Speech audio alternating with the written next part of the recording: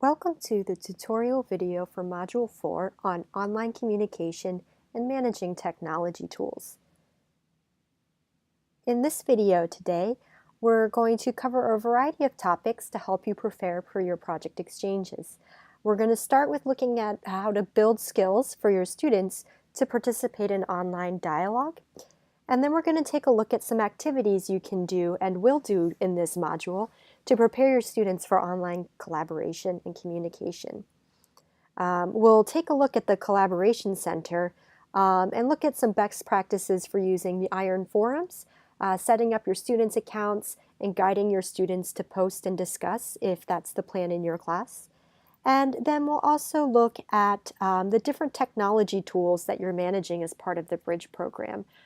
Primarily the Collaboration Center and the forums, but also how email, video conference tools, and other projects tools come into play. So let's get started by discussing net etiquette, also known as netiquette. So netiquette refers to the courtesies and behaviors that one follows when communicating online and making friendships online. So it's important when you're preparing your students for the exchange that you cover that everything they post is public. So when they post, they're going to be representing not only themselves, but their school, community, and their country. So to give great care and thought to what they post, and that it represents the best of them and the best of the school. And indeed, they are global ambassadors for their country as well. Part of netiquette is also respecting privacy of participants. So some students or teachers may not want to post photos of themselves or post private information, and we encourage students not to post their own information such as their full names or telephone numbers or addresses or things of that nature. So it is a place for students to connect, but to respect each other's privacy. In the Online Collaboration Center, there is no private messaging. So everything that students post are visible to all the other students in the group. So we encourage you to review that with the students. It's not like chat instant messaging where they can communicate privately with their buddies. Everyone indeed can read and respond to each other's posts.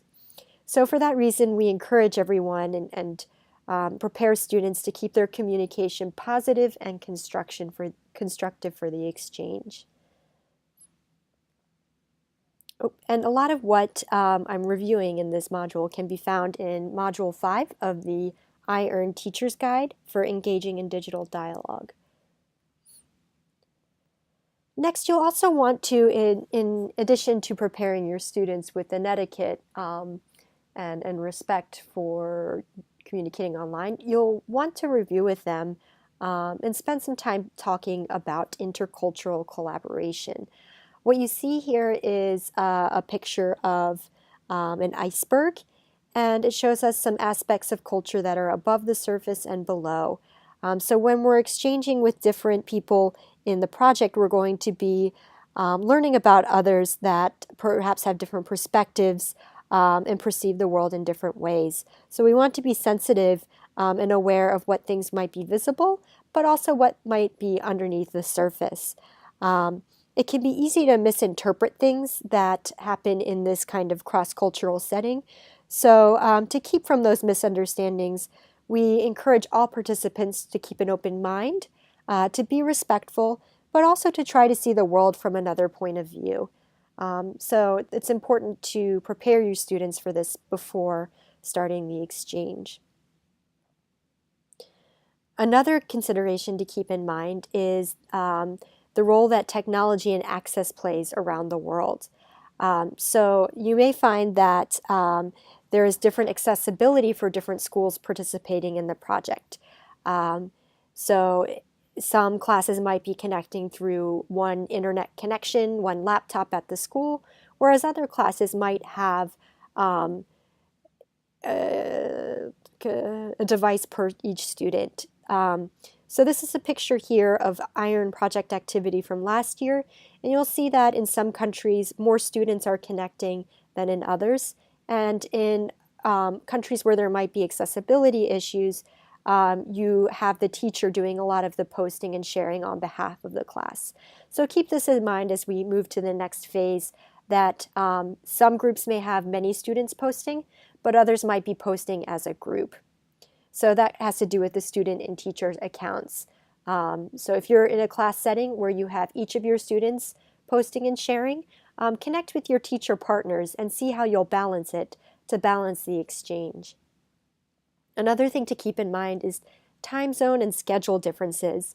So we're connecting at different points in the day, which is the great thing about forum discussions, is that we can be in different time zones. But also know that it can take some time to get a response and to have feedback from your partners. So this is largely due to time zone and schedule issues. And the last one here for access is about privacy and thinking bigger about what different schools may or may not be able to access. So some schools, for example, cannot access social media tools or YouTube in the classroom and may not be able to view videos or connect with you in social media platforms. Some schools might have strict filters or blocks on what types of tools others can access while at school. And also there might be certain restrictions on email access as well. So keep in mind that you may be connecting across different privacy levels. The Iron Collaboration Center is great, as all of our bridge classes have access to that. But if you're making links to other places in your posts, it might not be accessible to all participants. Okay, so in addition to the accessibility, culture, and etiquette considerations, it's important to spend some time thinking with your class and preparing for doing quality posting for quality dialogue. So some considerations to keep in mind and to think about early on are creating a plan and routine for posting and responding to others. So figure out what points in the week your students will share, what part they're going to respond, and keeping to a schedule.